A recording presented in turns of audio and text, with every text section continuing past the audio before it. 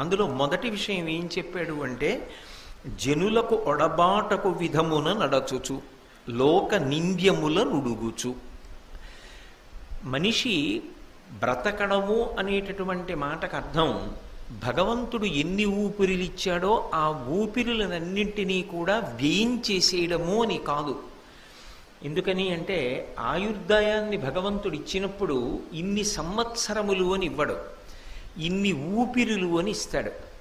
అవి ఎవరు లెక్క పెట్టుకుంటారు అంటే చిత్రంగా ఇక్కడ కూర్చుని గుప్తంగా ఆయనే లెక్క పెట్టుకుంటూ ఉంటాడు. అది అయిపోయిందనుకోండి, ఆయన ఉత్తరీయం దులుపుకుని లేచిపోతాడు. ఆయన లేచిపోయాడు అనుకోండి, భగవద్ దర్శనం ఆగిపోయింది అని గుర్తు ఏమిటంటే ఇంకా గంట మోగదు, అనాహతము, ఇక్కడ ఉన్నటువంటి శబ్దము ఆగిపోతుంది. ఆగిపోయింది అంటే శివము శవమైపోతుంది. కాబట్టి మనిషి బ్రతకడము అంటే కేవలముగా భగవంతుడిచ్చిన ఆయుర్దాయాన్ని పూర్తి చేసుకోవడము కాదు.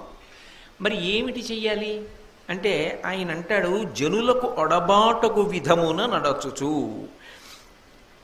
అందరూ సంతోషించేలా తాను జీవనం చేస్తూ. అందరూ అంటే సమస్తమైనటువంటి మనుష్యులు. అందులో మళ్ళీ భేదభావనలు ఏ కారణం చేత చూడడానికి వీలు కాదు. స్త్రీ, పురుష, పండిత, పామర, కుల, మత, వర్ణ, వర్గ, ధనిక, పేద విచక్షణ మనస్సు యందు ఉండరాదు. వాళ్ళు కూడా మనుష్యులే అన్న భావన తప్ప వేరొక భావన మనసునందు ఉండడానికి వీల్లేదు. అటువంటి భావనతో ప్రారంభం చేసి జనులకు ఒడబాటకు విధమున నడచుచు లోక నింద్యముల నుడుగుచు. ఏ పనులు మనం చేస్తే లోకమంతా మనని నింద చేస్తుందో, తప్పు పడుతుందో అటువంటి పనులను ప్రయత్నపూర్వకంగా చెయ్యకుండా ఉంటూ. ఈ రెండు ముందు బాగా పట్టుకోవాలి. మనం చూడండి, ఒక మాట, తేలిక మాట ఒకటి వాడుతూ ఉంటాం. ఒకరి కొరకు 10 మంది, 10 మంది కొరకు ఒకరు బ్రతకాలి అంటూ ఉంటాం. ఇది ఎప్పుడో ఆర్షవాక్కుగా విదురుడు ప్రతిపాదన చేసినటువంటి మాట. ఒక మనిషి బ్రతకడం అంటే అందరి యొక్క సుఖాన్ని దృష్టిలో పెట్టుకుని బ్రతకాలి తప్ప కేవలము తన సుఖాన్ని ఒక్కదాన్ని ఆలోచించి బ్రతకకూడదు. అది మనుష్యుడు బ్రతకవలసిన బ్రతుకు కాదు. ఈ మాట ఎందుకు అంటున్నాడు విదురుడు అంటే మీరు ఒక్క విషయం బాగా గమనించవలసి ఉంటుంది. అసలు నిజానికి భగవంతుడు ఎక్కడుంటాడు అంటే నేను ఆ దేవాలయంలో ఉంటాడు అన్నాను అనుకోండి, అప్పుడు ఆయనకి నాకు తత్వతః భేదం ఒకటి లేకుండా పోతుంది. నేను ఒక ఇంట్లో ఉంటాను, లేకపోతే ఓ కార్యాలయానికి వెడతాను, లేకపోతే ఇక్కడ ప్రవచనానికి వస్తాను. నేను ఇక్కడ ఉంటే ఇంట్లో ఉండను, ఇంట్లో ఉంటే కార్యాలయంలో ఉండలేను, కార్యాలయంలో ఉంటే ఇంట్లో ఉండలేను. ఈ 3 చోట్ల కాకుండా నేను ఏదైనా ఊరిడితే కాకినాడలో ఉండలేను.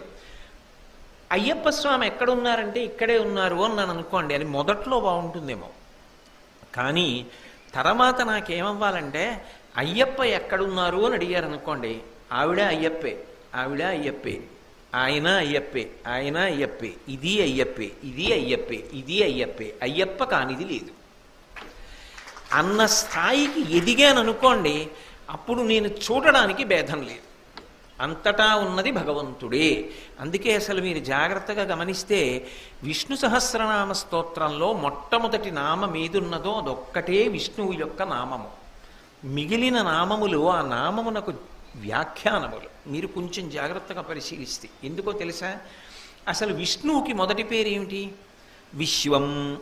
అది కాదు, విశ్వం అన్న నామం స్త్రీనామం కాదు, పురుషనామం కాదు, అది నపుంసక నామం. అంటే అసలు నిజానికి భగవంతుడు స్త్రీ కాడు, భగవంతుడు పురుషుడూ కాడు, భగవంతుడు నపుంసకుడూ కాడు. అందుకే భాగవతంలో స్త్రీ పురుష నపుంసకమూర్తియును కాక కర్మ గుణ భేద సరసత్ప్రకాశికాక వెనుకనన్నియుతానగు విభుతలంతు. ఆయన ఒక మగ శరీరాన్ని తొడుక్కున్నాడు అనుకోండి, అప్పుడు ఆయన మగ శరీరమునందున్నాడు. ఆయన ఒక ఆడ శరీరాన్ని తొడుక్కున్నాడు అనుకోండి, ఆడ శరీరమునందున్నాడు. కోటేశ్వరరావు అనబడేటటువంటి ఈ శరీరం లాల్చీ వేసుకుందనుకోండి, కోటేశ్వరరావు గారు లాల్చీ వేసుకున్నారు అంటారు. ఇది రేపు కార్యాలయానికి అడుతూ చొక్కా వేసుకుందనుకోండి, కోటేశ్వరరావు గారు చొక్కా వేసుకున్నారు అంటారు. అనుష్ఠానం చేసుకుంటూ చొక్కా బనీను ఏమీ లేకుండా ఉత్తరీయం ఒకటే వేసుకు కూర్చున్నాను అనుకోండి, కోటేశ్వరరావు ఉత్తరీయం ఒక్కటే వేసుకున్నారు అంటారు. కోటేశ్వరరావు ధరించాడు వాటన్నిటినీ. అలా భగవంతుడు ధరిస్తున్నాడు ఈ స్త్రీ రూపాన్ని, పురుష రూపాన్ని, ఇన్నిటినీ ఆయన ధరిస్తున్నాడు. ఈ విశ్వమంతా ఆయనే, ఆయన కానిది ఏదీ లేదు, అన్నీ ఆయనే అయి ఉన్నాడు. బంగారమే చెవుల యొక్క తాటంకములుగా, బంగారమే కేయూరములుగా, బంగారమే పాదమంజీరములుగా, బంగారమే ఉంగరములుగా, బంగారమే హారములుగా, బంగారమే కిరీటముగా రూపాంతరం చెంది అనేక పేర్లతో పిలవబడినట్టు ఆ భగవంతుడే ఇన్ని రూపాలను పొంది ఇన్ని రూపాలుగా కనబడుతున్నాడు, ఇన్ని రూపాలుగా పిలవబడుతున్నాడు. కానీ ఇన్నిటిగా పిలవబడుతున్నా కరిగించేస్తే బంగారమే. బంగారం లేని రూపాలు రావు, రూపాలు లేకపోయినా బంగారం ఉంటుంది కరిగించేస్తే. అలా ఇన్ని రూపాలుగా కనపడుతున్నవాడు ఆ విష్ణువు ఒక్కడే.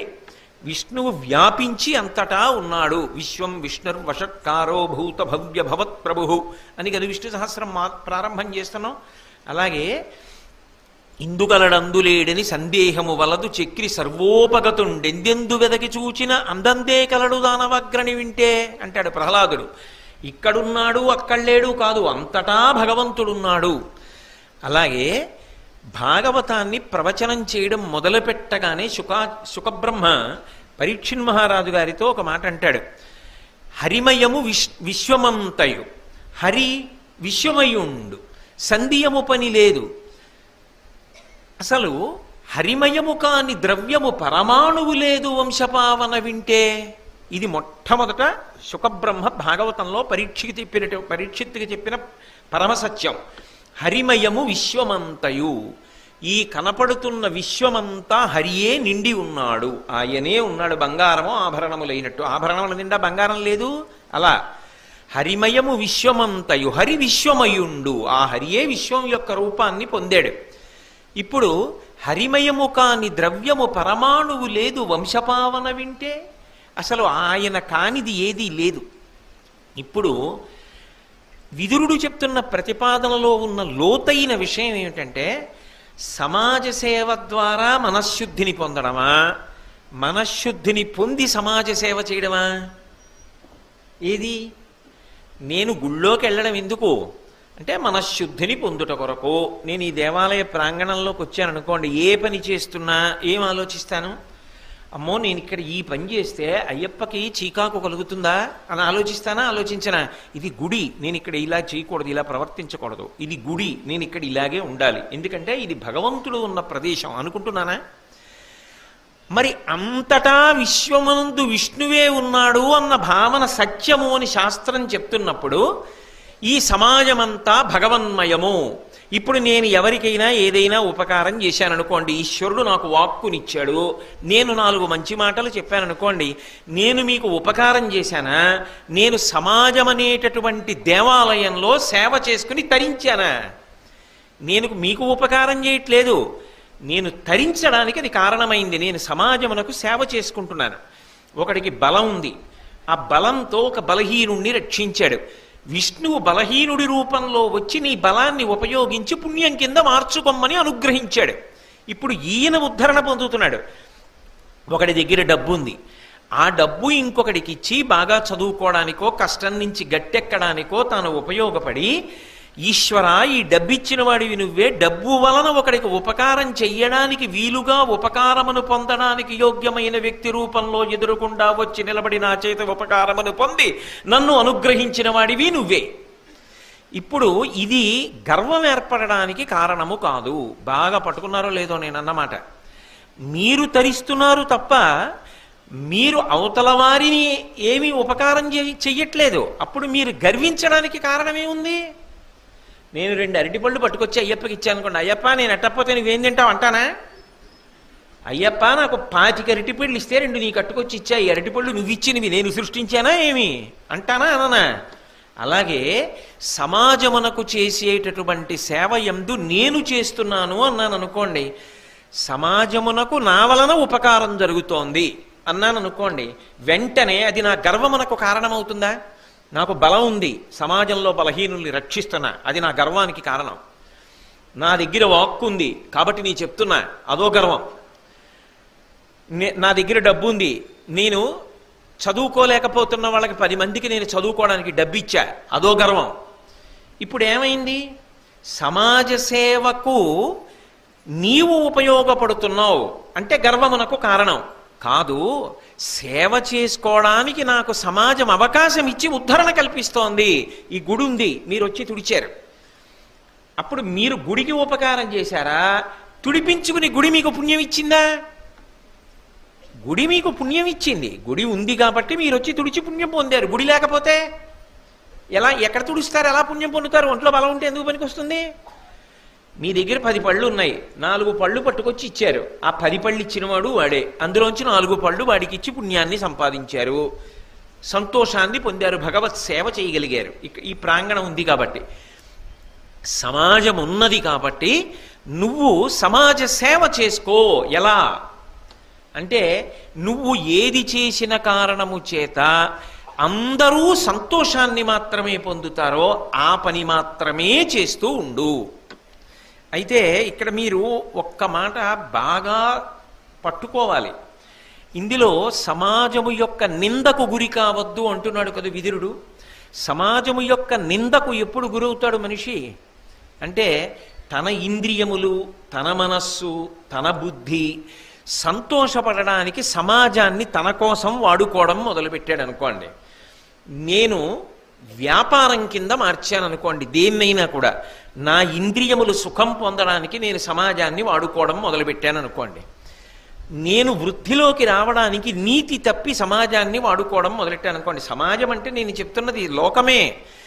నాకు ఉద్యోగం ఇచ్చారండి, నేను ఆ ఉద్యోగం చేసి ధార్మికంగా సంపాదించడం మానేసి అధార్మికంగా సంపాదించాను అనుకోండి, లోకనిందకు గురవుతున్నట్టు లెక్కే. నా పదవిని దుర్వినియోగం చేశానా లేదా? కాబట్టి అది దోషం చేసినట్టు. అలాగే నాకు 4 వాక్కులు భగవంతుడు ఇచ్చాడు. ఇక్కడికి వచ్చి నన్ను చెప్పవయా, మేము వింటామని మీరు ఇన్ని వేల మంది వచ్చి కూర్చున్నారు. మీరు కూర్చుంటున్నారు కదా అని చెప్పి నేను భారతం చెప్పడం మానేసి అక్కర్లేని విషయాలన్నీ మాట్లాడడం మొదలుపెట్టాను అనుకోండి, అప్పుడు నేను లోకమును నా సంతృప్తి కొరకు వాడుకుంటున్నట్టే. అది దోషం. ఇతర విషయాలు చెప్పమని నిన్నెవడు చెప్పాడు? నువ్వు భారతం ఒక్కటే చెప్పంతే. నువ్వు భారతం చెప్తామని వాళ్ళు వస్తున్నారు, విదురుడు ఏం చెప్పాడో అది చెప్పంతే. అది అంతకు మించి దాటి మాట్లాడకు. నువ్వు మాట్లాడేది విదురుడు చెప్పిన దాన్ని సమర్థించాలంతే. అంతకు దాటి వెళ్ళడానికి నాకు అధికారం లేదు. అలా వాడుకున్నాను అనుకోండి, లోకమును నా సంతృప్తి కొరకు, నా ఇంద్రియముల తృప్తి కొరకు, బుద్ధి తృప్తి కొరకు నేను వాడుకుంటున్నాను. అప్పుడు అది ప్రమాదహేతు. అది రాక్షసత్వం వైపుకి వెళ్ళిపోయిందనుకోండి, సమాజము బాధపడి తాను సంతోషిస్తాడు. అది ఇంకా ప్రమాదం. అది ఎలా ఉంటుంది అంటే, ఒక భయం మీకు తేలికగా అర్థం అవడానికి నేను ఒక తేలిక ఉదాహరణ వాడుతున్నాను. అంతకన్నా వ్యగ్రతతో కూడిన ఉదాహరణలు వాడడం నాకు ఇష్టం లేక. ఇప్పుడు ఏదో ఓ పంది అరిచినట్టో, ఓ కుక్కరిచినట్టో, ఓ పిల్లి ఏడిచినట్టో, ఒక పిల్ల చటుక్కున ఏ మెట్ల మించో కింద పడిపోతే పెద్ద ఆర్తనాదం చేసినట్టో, నేను వెడుతున్నటువంటి నా ద్విచక్ర వాహనానికి నేను దాన్ని శబ్ద పరికరంగా అంటే హారన్గా పెట్టుకున్నాను. ఇప్పుడు నేను అలా వెళ్ళిపోతున్నాను, నా ముందు ఎవరో పాపం పెద్ద ఆయన వెళుతున్నాడు ద్విచక్ర వాహనం మీద. నేను వెనక నుంచి వచ్చి ఇప్పుడు నేను శబ్దాన్ని ప్రయోగిస్తాను. నేను ఇలా నొక్కితే అది పలుకుతుంది కదా, అది పసిపిల్ల క్యారమని ఏడ్చినట్టు వస్తుంది. నాకు తెలుసు ఆయన ఉలిక్కి పడతాడు నేను నవ్వుకుందామని. నేను నొక్కాను. ఆయన పెద్దవాడు కదా, తాత అయినవాడు కదా, అయ్యో పసిపిల్ల ఎక్కడో పడిపోయిందని చాలా కంగారు పడిపోయి అటు ఇటు చూడటంలో ఆయన కింద పడ్డాడు. నేను పరమానంద పడిపోయి వెళ్ళిపోయాను అనుకోండి. ఇప్పుడు ఆయన లేచి తిడతాడా తిట్టడా? నేను అక్కడ దొరకకపోయినా నన్ను అందరూ తిడతారా తిట్టరా? ఒకవేళ అది నేను చేశానని తెలియకపోయినా తిట్టుకుంటారా తిట్టుకోరా? దుర్మార్గుడు ఎవడు రావాడు అని అడుగుతారా అడగరా? ఆ బుద్ధి మొదట ఉండాలి వాడేటప్పుడు. లోకము బాధపడే పని నువ్వు చెయ్యవద్దు. అప్పుడు ద్విచక్రవాహనం మీద వెడుతూ సెల్ ఫోన్ మాట్లాడడం కూడా అంతే. సమాజము దేవాలయమైనప్పుడు చెలగాటం ఆడవద్దు. సమాజము దేవాలయమని ప్రయాణం చెయ్యి. సమాజము యొక్క హితము కొరకు పనికొస్తుందా? నేను ఇలా బ్రతకవచ్చా? నేను ఇలా బ్రతికితే రేపొద్దున్న నా బిడ్డలకి ఎలా నేను ఉదాహరణ అవుతాను? నాన్నగారు ఆదర్శవంతమైన జీవితం అని నా బిడ్డడే అనలేకపోతే, నేను నా కొడుక్కు నీతి చెప్పవలసి వచ్చిందనుకోండి, నాన్నగారు మీరు వయసులో ఉండగా ఏం చేశారో మాకు తెలీదా అన్నాడు అనుకోండి, నా బ్రతుకు ఏం బ్రతుకప్పుడు? అందుకే ఒకడు చూస్తున్నాడా అన్నది కాదు, అది నాకు శాస్త్రము ప్రమాణం అంతే. సమాజ హితము కొరకు నేను బ్రతుకుతున్నానా, సమాజమును నా ఇంద్రియముల యొక్క సుఖము కొరకు నేను వాడుకోవట్లేదు, నేను లోకము యొక్క నింద కలుగుతుందన్న పని నేను చెయ్యకూడదు అంతే. లోకము ఏ పనులు చేస్తే నింద చేస్తుందో ఆ పనులు చేసినప్పుడు వాడు ఎంత డాంబికంగా కనపడినా జీవితము నిరుపయోగమే. ఆయన ఎన్ని బొట్లెట్టుకున్నాడు, ఏ పంచ కట్టుకున్నాడుతో సంబంధం లేదు. ఆయన ఏ పని చేసినా ఈ పని వలన లోకమునకు హితమా అని ఆలోచన చేయగలిగితే అంతకన్నా గొప్ప విషయం ఇంకొకటి లేదయా. బ్రతుకన్న మాటకు అది అర్థం మనుష్య బ్రతుకికి. ఇది పశువులకు అన్వయం కాదు. ఓ కుక్క ఉందనుకోండి, అది ఓ పిల్ల అలా పెడుతుంటే కరుస్తుంది, ఓ పంది కనపడితే కలిగిపడుతుంది. ఎందుకు కలిగిపడుతుంది అంటే దానికేం కారణం అక్కర్లేదు, అది కుక్క బుద్ధి అంతే. ఒక సింహం ఉందనుకోండి, ఈనుతున్నటువంటి జింక అని కూడా చూడదు, దాన్ని కొడుతుంది. ఓ పిల్ల కింద పడింది అనుకోండి, దాన్ని కూడా తినేస్తుంది. అది దాని ధర్మం అంతే, దానికి ఏం తెలియదు. కానీ నేను మనుష్యుణ్ణి, నేను ఒక పని చేసేటప్పుడు సమాజము దేవాలయము, నా చుట్టూ ఉన్న సమాజమే దేవాలయం. ఎన్నాళ్ళు ఇది దేవాలయం, నా ఇంట్లో ఉన్న పూజ గది అని బతకను? వివేకానందుడు అంటే అదే అంటాడు, పూజ గదిలో పూజ మొదలుపెట్టి సమాజమునందు మరణించడం, నువ్వు పూజ గదిలో మరణించడం కావాలి. నేను పూజ గదిలో పూజ చేయగలనేమో కానీ పూజ గదిలో మరణించగలనా? కానీ ఆఖరణ నా శరీరం ఎక్కడ పడిపోయినా నేను నా పూజా మందిరంలో పడిపోయిన వాడిని కావాలి. అంటే అది ఎప్పుడవుతుంది? నేను ఎదిగి అంతా నాకు పూజా మందిరం అయితే. అలా బ్రతుకు సుమా, నీ బ్రతుకు మెట్టు మెట్టు మెట్టు మెట్టు పైకెక్కు. ఇప్పుడు అలా ఎలా బ్రతుకుతాం? ఏది చేస్తున్నా ఇది లోకహితమునకు పనికొస్తుంది అని ఎలా నిర్ధారణ చేసుకోవాలి? ఒక్కటే, నేను చేస్తున్న పని ధర్మచట్రములోకి ఇముడుతోందా? అదొక్కటి చూడు చాలు. అది ఇముడుతోంది, చేసేయి, ఏం పర్వాలేదు. అది ధర్మచట్రంలోకి ఇమిడింది, చెయ్యి. అది ధర్మచట్రంలోకి ఇమడదు, చేయవద్దు. నువ్వు సిద్ధాంతాలు చేయకు, దీనివల్ల లోకానికి హితం ఏం తప్పిందండి అని అనకు. అది తప్పి తీరుతుంది. నువ్వు బుకాయించవచ్చు ఇవాళ, కానీ రేపొద్దున్న నిజంగా అది ఎక్కడ హితం తప్పిపోయిందో తెలిసిన తర్వాత నువ్వు మాత్రం దాన్ని ఇంకా మార్చలేవు, అది దోషమైపోతుంది. ఈ రెండిటిని సమన్వయం చేసుకోవడం జీవితంలో రావాలి సుమా. అలా రెండిటిని కలపడం రాకపోతే ఇబ్బందికి వెడుతుంది. కాబట్టి ఇప్పుడు దేవాలయానికి వస్తే ఏం చేస్తున్నావు? పూజ చేస్తున్నావు. సమాజానికి వెడితే ఏం చేస్తావు? నాకు ఏముందని నేను సేవ చేయనండి అని అడక్కు. నీకు భగవంతుడు పెట్టుబడిగా రెండిటినిచ్చి పంపించాడు. ఏవి ఆ రెండు? 84 లక్షల జీవరాశులలో 83,99,999 ప్రాణులకు భగవంతుడు వాక్కు ఇవ్వలేదు. నాకొక్కడికే వాక్కు ఇచ్చాడు, నాకంటే మనుష్యులకు. నువ్వు ఏ మాట మాట్లాడినా అబద్ధాలు ఆడవద్దు. ఏ మాట మాట్లాడినా ఏదో ప్రాణం పోతోందంటే ఏమో అన్నింటికీ మీకు కుదురుతుందా ఇలాగే మాట్లాడతారు వేదికెక్కి అనద్దు. నేను భారతం చెప్పాలి, భారతం చెప్తున్నాను కాబట్టి సత్యమును పలుకు, పరులకు హితము కలిగేటటువంటి మాట మాట్లాడు. నువ్వు మాట మాట్లాడితే అవతల వాళ్ళ జీవితంలో ఒక చిన్న మార్పు అయినా రావాలి, ఒక మంచి మార్గంలో వాళ్ళు వెళ్ళాలి. అలా మాట్లాడు తప్ప నోట మాట తెల్లవారి లేచిన దగ్గర నుంచి రాత్రి వరకు కపటం కోసం వాడవద్దు. ఆయన ఎవ్వరికీ ఇవ్వనిది నీకు ఇచ్చాడు, ఇచ్చాడు కాబట్టి తెలియట్లేదు, కానీ అది లేని వాళ్ళకి తెలుసు దాని విలువేమిటో. రామ అని రామనామం చెప్పాలని అనుకుందనుకోండి, ఒక జీవుడు కుక్కలో ఉండి అనగలడా? నేను అనగలను. ఒక హితవాక్కు చెప్పగలిగిన జీవుడు ఒక జంతువులో ఉన్నా చెప్పలేడు, నేను చెప్పగలను. కాబట్టి నువ్వు ఏ మాటలు మాట్లాడుతున్నావో అవి సారవంతములైన మాటలు మాట్లాడి ఆదర్శవంతమైన జీవితాన్ని గడుపు. దానికి పెద్ద చదువే చదువుకోవాలని లేదండోయ్. మీరు కొన్ని చోట్ల చూడండి, మా తాతగారండి మహానుభావుడు పల్లెటూరులో వ్యవసాయం చేసేవారు. ఆ ఊళ్ళో రామాలయం కట్టినప్పుడు మా తాతగారికి అప్పచెప్పారండి రామాలయం. మా తాతగారు రాత్రి అయ్యేటప్పటికీ రామాలయం డబ్బులు తీసుకొచ్చి రామాలయానికి చెందిన డబ్బు ఇంత ఇంత ఖర్చు పెట్టారు, ఇంకా రామాలయానికి ఇంత ఉంది అని ఖాతా పూర్తి చేసి రామ రామ రామ రామ అని చెప్పి ఆ పుస్తకం ఇంట్లో పెట్టి పడుకునేవారండి. ఆయన జీవితం అయిపోయే వరకు అలా రామనామం చెప్తూ రామాలయానికి సేవ చేసి రామనామంతో వెళ్ళిపోయారు అన్నవాళ్ళు ఉన్నారు. లేరని మీరు అనుకోకండి. మన సత్సంగంలోనే ఉన్న ప్రసాద్ బాబు గారు వాళ్ళ తాతగారు ఎక్కడో పల్లెటూరులో ఒక రామాలయానికి అలా సేవ చేసి తరించారు. ఆ తాతగారిని ఉదాహరణగా పెట్టుకున్నారు అనుకోండి, మీరు కూడా అది ఒక దేవాలయానికి సేవ చేయొచ్చు, మీరు కూడా ఒక దేవాలయాన్ని కాపాడచ్చు. ఆయనలా నిజాయితీగా బ్రతికేవాడిని కదా ఒక రామాలయాన్ని చేతిలో పెట్టారు. అలా నిజాయితీగా జీవించడానికి వాక్కు చాలు, సమాజానికి సేవ చేయడానికి ఈశ్వరుడిచ్చిన శరీరం చాలు. నువ్వు సంపాదించిన డబ్బు పెట్టావా పెట్టలేదా పోనీ వదిలిపెట్టు. ఈ శరీరం ఉన్నది, దీనితో నలుగురికి ఉపకారం చేయలేవా? ఓ కష్టంలో ఉన్నవాడికి నేను చేసి పెడతాను లేవా, నువ్వు చేసి పెట్టలేవా? ఏమంటే ఒక్క పద్యం రాసివ్వండి అంటే ఓ పద్యం రాసి పెట్టలేవా? శ్రీరామ మీ చేత్తో మొదట రాయండి, నేను రామకోట రాసుకుంటానంటే ఉత్సాహపరిచి శ్రీరామ నీ చేత్తో రాసి వాళ్ళని ఉత్సాహపరిచి ఇవ్వలేవా?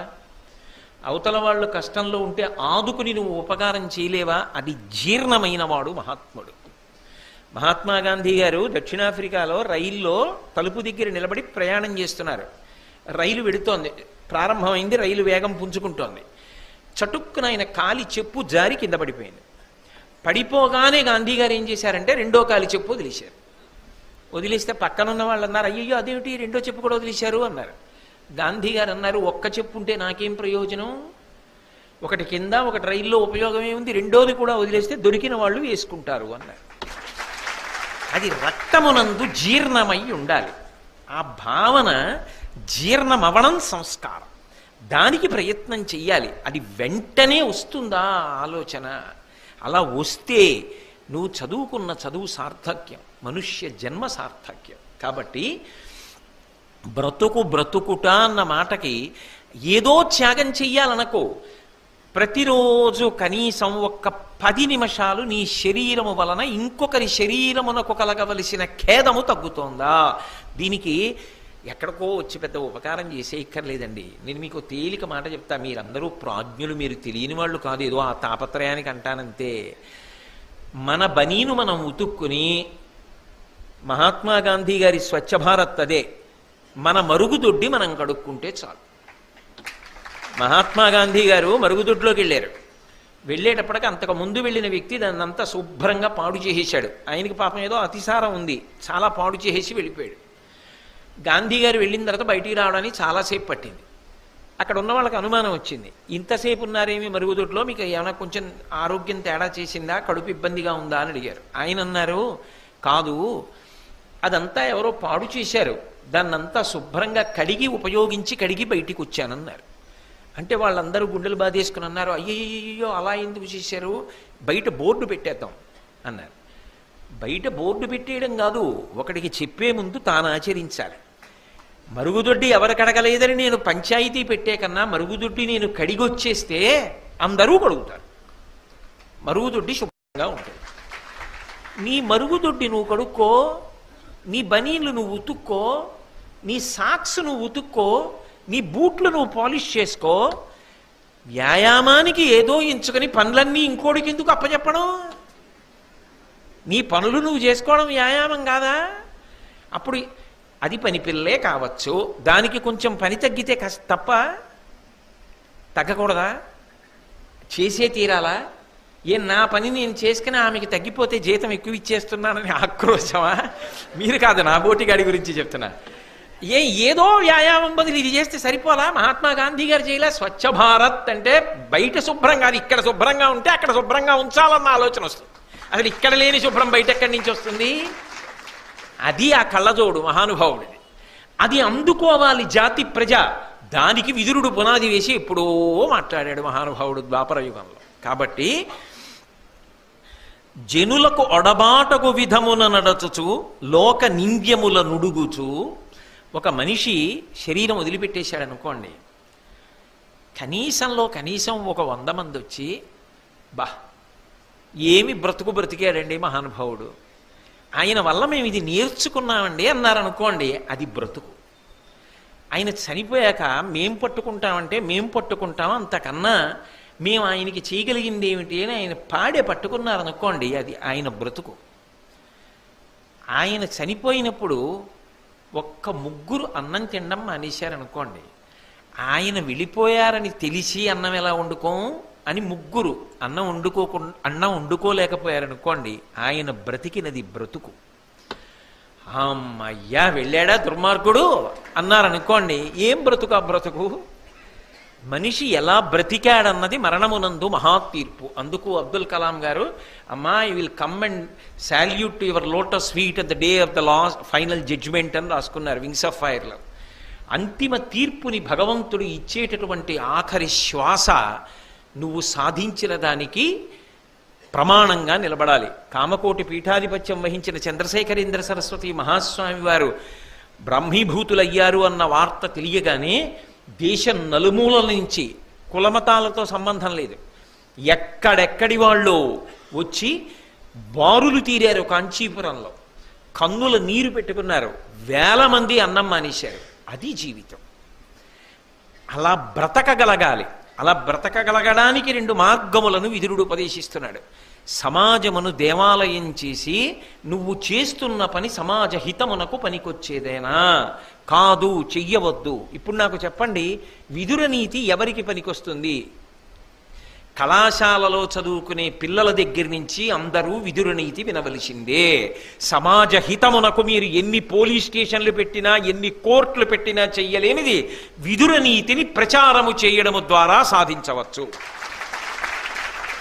కాబట్టి లోక నింద్యముల నుడుగుచు మీదని ఒకని కలిమి కులుకక, మూడవ విషయం చెప్తున్నాడు, ఎలా బ్రతకాలి అన్నది చెప్తున్నాడు. చెప్తూ ఒకడు నీకన్నా అధికుడు ఉన్నాడు.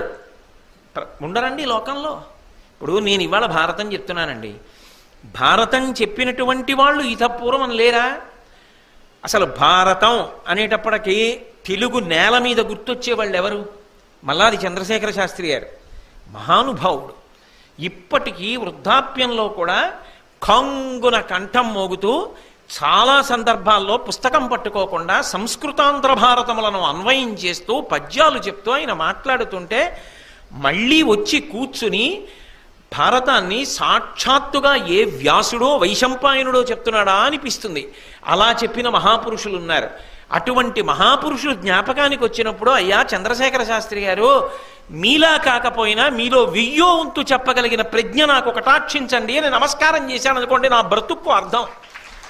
మల్లాది చంద్రశేఖర శాస్త్రి గారు నాకన్నా ఏం చెప్పారండి అన్నాను అనుకోండి, నాకు బాగుంటుందేమో, అందరూ ఛీ అనడానికి పనికొస్తుంది. అసూయ వల్ల ఏం సాధిస్తావు? ఆయన ప్రజ్ఞాపాఠములు ఏమిటో తెలుసుకుని సాష్టాంగ నమస్కారం చెయ్యి, ఆయన కూడా ఆశీర్వదిస్తారు. ఇంకా ఇంకా వృద్ధిలోకి వచ్చినా ఒకనాడు నాలా చెప్తావురా, బెంగబెట్టుకోకు అంటారు. అంతేకాని అసూయ పెంపొందించుకుని ఏం చేస్తావు? భారతం గరికపాటి నరసింహారావు గారు చెప్తున్నారు. ఇప్పుడు ప్రతిరోజు భక్తి టీవీలో వస్తోంది. అనేక సందర్భాలలో పద్యం వ్యాకరణం ఎన్నో చెప్తూ ఉంటారు మహానుభావుడు. భాష మీద అధికారం ఉన్నవారు మహాసహస్రావధాని. ఆయన చెప్పినట్టు పద్యం గురించి చెప్పమంటే నేను చెప్పగలనా? అది ఆయనకి సరస్వతీ విభూతి, ఆయనకి సరస్వతీదేవి కటాక్షం, ఆయన పొందినటువంటి అదృష్టం. గరికపాటి నరసింహారావు గారికి భాష మీద, పద్యం మీద, వ్యాకరణం మీద ఎంత పట్టుందో అంత పట్టు ఎప్పటికైనా నాకు కూడా లభించుగాక అని నేను ఆయన పాదములకు నమస్కారం చేసి భారతం చెప్పాను అనుకోండి, ఆ బ్రతుకుకు ఒక అర్థం. అంతేగాని గరికపాటి నరసింహారావు మీద నేను ఏడిచి మల్లాది చంద్రశేఖర శాస్త్రి గారి మీద నేను ఏడిస్తే అదేం బ్రతుకు? ఆ బ్రతుకు అది కాదు. అసూయ వలన నువ్వు పొందగలిగినది లేదు. ఏ రంగంలోనైనా సరే నీకన్నా ధనికుడు కనబడ్డాడు, మహానుభావుడు ఎంత కష్టపడి సంపాదించాడో, ఆ పూర్వీకులు ఎంత శ్రమ చేసి సంపాదించారో, ఔదార్యముతో ప్రవర్తించు. ఒక అధికారి కనబడ్డాడు, మహానుభావుడు ఎంత చదువుకున్నాడు, ఎంత కష్టపడుతున్నారో, నాదేముంది, ఓ గుమాస్తా ఉద్యోగంలోనో ఓ చిన్న అధికార పదవిలోనో ఉన్నాను కాబట్టి సాయంకాలం అయ్యేటప్పటికి దులుపుకు పోతాను. కానీ ఆయన రాత్రింబవళ్ళు నిద్రపోతూ కూడా ఎంత కష్టపడుతున్నారో, ఎంత శ్రమ పడితే ఆ స్థానంలో కూర్చుని తట్టుకోగలుగుతున్నారో. ఒక జిల్లా కలెక్టర్ గారు పేరు వినడానికి బాగుంటుంది, కానీ కలెక్టర్ గారు నేను నిద్రపోయినట్లు నిద్రపోతారా? నేను హాయిగా కాకినాడలో కూర్చుంటున్నాను, ఆయన రోజుకి ఎన్ని వందల కిలోమీటర్లు ప్రయాణం చేస్తున్నారో. కలెక్టర్ అన్న పదవి పేరు బాగుందేమో, కానీ ఆయన పడుతున్న శ్రమ, ఆయన్ని చూడగానే ఇంత శ్రమపడి ఇంత కష్టపడుతున్నందుకు నిజంగా మీకు ఇస్తున్న జీతం ఎంత జీతం ఇవ్వాలి, కానీ మీరు జీతంతో సంబంధం లేకుండా అంత కష్టపడి చేస్తున్నారే ఐఏఎస్ చదువుకున్నందుకు అని నేను అనుకున్నాను అనుకోండి, దానికి అర్థం ఉంది. అవతల వారి మాట దేవుడెరుగు. ముందు నేను ఒక వ్యక్తిత్వాన్ని సముపార్జించుకుంటున్నాను. అసూయతో ఎన్నాళ్ళు బ్రతుకుతావు? నీకన్నా అధికులు కనపడకుండా సమాజం అన్న దాంట్లో ఎలా ఉంటుంది? ఉంటారు అధికులు. ఆ అధికుల యొక్క ప్రజ్ఞాపాఠవాలకి 2 చేతులు ఎత్తి నమస్కారం చేసి బ్రతకడం నేర్చుకో. అంతేకాని అసూయ చెంది నీకన్నా గొప్పవారైన వారందరి మీద అసూయ పెంచుకుంటే దాని వలన నీకొచ్చే ప్రయోజనం ఏమీ లేదు. ఎప్పుడూ మండిపోతూ ఉంటుందంతే గుండె. దాని వలన పొందే అది ఇంకొంచెం బాగా పెరిగి పరిణితి చెందిందనుకోండి, ఏదో బ్రహ్మరాక్షసైంది కురుపు అంటారే, అలా అదొక క్రోధానికి వెళ్ళి క్రోధము ప్రతీకార ధోరణి పొంది అవతల వాళ్ళు బాధపడేటటువంటి అకృత్యములకు పాల్పడతావు. నిన్ను నువ్వు నిభాయించుకోలేకపోతే పరమ ప్రమాదకరమైన ధోరణికి వెళ్ళిపోయి నేను బాగున్నానని నువ్వు అనుకుంటే దాని వలన వచ్చే ప్రయోజనం ఏముంది? లోకంలో ముతక సామెత ఉంటుంది, కింద పడి కూడా భూమి మీద ఉన్నానన్నట్టు ఎవడం. పడిపోవడం నేల మీద పడిపోయాడు, అయ్యయ్యో పడిపోయారంటే నేను ఎక్కడ పడిపోయాను, భూమి మీద ఉన్నానన్నాడు. అంటే తప్పు చేసి కూడా అది తప్పు కాదని సమర్థించుకుంటే ఇహ జీవితంలో వృద్ధిలోకి రాడు. కనీసం చేసిన తప్పని ఒప్పుకోవాలి. అందుకే దీనికి మూలకందం మనిషిలో ఎక్కడుంది అంటే అసూయ. అసూయ అత్యంత ప్రమాదకరం. అయితే మీకు ఇక్కడ ఒక చిన్న విశేషం చెప్పాలి. అసూయ పొందినవాడు పాడవుతాడేమో, కానీ అసూయ మీరు ఎవరి మీద పెట్టుకున్నారో వాడి కీర్తి పెరుగుతుంది. అదో చమత్కారం శాస్త్రంలో. వాడు ధర్మం పట్టుకున్నంతకాలం వచ్చే విశేషం ఏమిటో తెలుసా? వాడి కీర్తి పెరిగిపోతూ ఉంటుంది. అసూయతో ఉన్నవాడు పతనమైపోతూ ఉంటాడు. అయితే ఎవరి పట్ల అసూయ పెట్టుకున్నాడో వాడు ధర్మాన్ని వదిలిపెట్టకూడదు సుమండి. నేను మీకు ఈ విషయం బాగా ఎప్పుడూ జ్ఞాపకం ఉండడానికి తేలిక మార్గం చెప్తున్నాను. మనం తెల్లవారితే తాగే నీళ్ళే నీళ్లు, గోదావరి నీళ్లు. గోదావరి దేంట్లోంచి వచ్చింది? అసూయలోంచి వచ్చింది. అదేమిటండి గోదావరికి అసూయకి సంబంధం ఏమిటంటారా? మహానుభావుడు దేశమంతా క్షామం వస్తే గౌతమ మహర్షి ఒకనాడు తన తపశ్శక్తితో ఆశ్రమవాటంలో ఎంతమందికో అన్నం పెట్టాడు. అంతా క్షామం వస్తే ఈయనొక్కడే తపశ్శక్తితో ఇంతమందికి అన్నం పెడుతున్నాడు, ఈయనకి ఇంత కీర్తి వచ్చేస్తోందని ఆయన దగ్గర అన్నం తిన్న వాళ్ళు ఆయన మీద కక్ష పెట్టుకున్నారు, అసూయ పెంచుకున్నారు. పెంచుకుని చచ్చిపోయే ఆవును తీసుకొచ్చి అక్కడ పెట్టి ఆయన గడ్డి పరకతో ఇలా అంటే నువ్వు ఆవును చంపేశావని ప్రచారం చేసి నీ దగ్గర మేమేం తినమని బయటికి పోయారు. పెద్ద అల్లరి చేశారు, రగడ చేశారు, అపకీర్తి తెచ్చామనుకున్నారు. ఆయన ఏం చేశాడు? ఓహో నిజంగా నేను కానీ గోవుని చంపానా ఏమి అనుకుని పరమశివుడి గురించి తపస్సు చేసి గోదావరి, ఆ గోవుని బ్రతికించడానికి నదిని తీసుకొచ్చాడు. గోదావరి నీళ్లు తాగిన మనం అసూయాగ్రస్తులైనటువంటి మునుల కథ ఇప్పటికీ అలాగే చెప్పుకుంటున్నాం. వాడు ఎన్ని విభూతి పుండ్రాలు పెట్టుకున్న వాళ్ళైనా, ఎలా బ్రతికినా, మునులని పేరున్నా ఏమయ్యారు అసూయతో? అంటే గౌతముడి పట్ల అసూయ పెట్టుకున్నారు. గౌతముడు ఏం చేశాడు? ఏం బెంగ పెట్టుకోవాలి, అదే ధర్మాన్ని పట్టుకుని అదే తపస్సు చేసుకున్నాడు. గోదావరి నది వచ్చింది. వాళ్ళు అప్పుడు అసూయ చెందితే ఇప్పుడు మనం తాగడానికి, పంటలు పండించుకోవడానికి గోదావరి గౌతముడి చేత తేబడింది. ధర్మం పట్టుకున్న గౌతముడు ఏమయ్యాడు? గోదావరి నది ఉన్నంత కాలము, దేశం ఉన్నంత కాలము, ఈ భూమి ఉన్నంత కాలము గోదావరి ఉంటుంది. గోదావరి ఉన్నంత కాలము గౌతముడు ఉంటాడు. గౌతముడి పేరు ఉన్నంత కాలము ఆయన ధర్మము, ఆయన కీర్తి ప్రకాశిస్తాయి. ఆయన పట్ల అసూయతో ఉన్న వాళ్ళ పేరు కూడా చెప్పి ఛీ అంటారు. గోదావరి నది నీళ్లు తెల్లవారితే తాగుతున్న మనం ఈ గోదావరి ఒకరు అసూయ పొందితే వచ్చిన నది, మనకు అసూయొద్దు అని అర్థం చేసుకోకుండా నీళ్లు తాగి బతికేస్తే ఇంకంతకన్నా అర్థం ఉందండి? ఏ నీళ్లు తాగి బతుకుతున్నామో ఆ నీళ్లు తాగుతున్నప్పుడైనా అసూయ ఉండకూడదన్నమాట జ్ఞాపకానికి రావద్దు. కాబట్టి ఈ 3 బాగా జ్ఞాపకం పెట్టుకుని సమాజమునందు కలిసి బ్రతుకు. కలిసి బ్రతకండి, కలిసి బ్రతకండి, కలిసి బ్రతకండి. ఏమిటి కలిసి బ్రతకండి? కలిసి బ్రతకండి అంటే కలిసి బ్రతుకుతారా? ఎలా కలిసి బ్రతకాలో నేర్పాడు విదురుడు. అది బోధ అంటే. కలిసి బ్రతకండి అని నోటితో మాట చెప్పడం కాదు. ఈ 3 అలవాటైతే కలిసి బ్రతుకుతావు. అందరితో నువ్వు కలవగలవు. అధికుడని అసూయ, తక్కువ వాడని వాడిని చిన్న చేయడం, ఏదో నాతో సమానుడని ఉదాసీన భావన, ఇవేం ఉండవు. ఈ 3 ఉన్ననాడు నువ్వు సమాజమునందు అంతర్భాగం అవడం కాదు, ఆస్తి అవుతావు. పాండవులకి గుణాలు లేవు, విదురుడికి గుణాలు లేవు, అందుకు కదా ఇప్పటికీ శాశ్వతమైనటువంటి కీర్తిని సముపార్జించారు. కాబట్టి జనులకు ఒడబాటకు విధమున నడచుచు, బాగా జ్ఞాపకం పెట్టుకుని విదుర నీతి వరకు మాత్రం తప్పకుండా, నేను మళ్ళీ మళ్ళీ చెప్తున్నా, భారతంలో విని తీరవలసిన అత్యద్భుతమైన విషయములలో ఒక మనిషి జీవితం మొత్తం మీద విదుర నీతి వినకపోతే ఏదో లోటే. అంత గొప్ప విదుర నీతి వింటున్నప్పుడు తప్పకుండా ఇంటికెళ్ళి ఒక్క పద్యమైనా మీ పిల్లలకి చెప్పే ప్రయత్నం చెయ్యండి. కాబట్టి ఈ 3 జ్ఞాపకం పెట్టుకోమని చెప్తున్నాడు విదురుడు ధృతరాష్ట్రుడికి. ఈ 3 ఉన్ననాడు, నువ్వు అలా బ్రతుకుతున్ననాడు, నువ్వు రాత్రి ఇంటికి వెళ్ళి తలగడాక్కర్లేదు, చెయ్యి తల కింద పెట్టుకు పడుకుంటే నీకు నిద్ర పట్టేస్తుంది. ఇలా రాకపోతే నిద్ర పట్టట్లేదు ధృతరాష్ట్ర మహారాజా నీకు. కాబట్టి జనులకు ఒడబాటకు విధమున నడచచ్చు, మళ్ళీ చెప్తున్నా, జనులందరూ సంతోషించేలా బ్రతుకుతూ లోకనింద్యముల నుడుగుచూ, లోకమంతా ఏ పనులు చేస్తే మనని నింద చేస్తుందో అటువంటి పనులు చేయడం మానుకుని, మీదని ఒకని కలిమి కులుకక, మనకన్నా ఒకడు ఒక విషయంలో గొప్పవాడు అన్న విషయంలో అసూయ పొందకుండా గౌరవ భావాన్ని పెంచుకుని బ్రతికితే మనుజులతో పొంది పసగి మనుటొప్పు నృపా. అలా మనుష్యులతో కలిసి బ్రతకడం అనేటటువంటిది చాలా చాలా ఆవశ్యకమైన విషయము. మనిషిగా పుట్టినవాడు ఈ 3టిని సాధన చేయకపోతే ఆ జన్మకు, ఆ జీవితానికి అర్థము లేదు అని విదురుడు అనడుగాని, ఆయన పట్ల గౌరవంతో ఆయన చెప్పిన ఉపదేశవాక్యమునందున్నటువంటి భక్తితో నేనన్నమాట. కాబట్టి అలా సాధన చెయ్యాలి సుమా.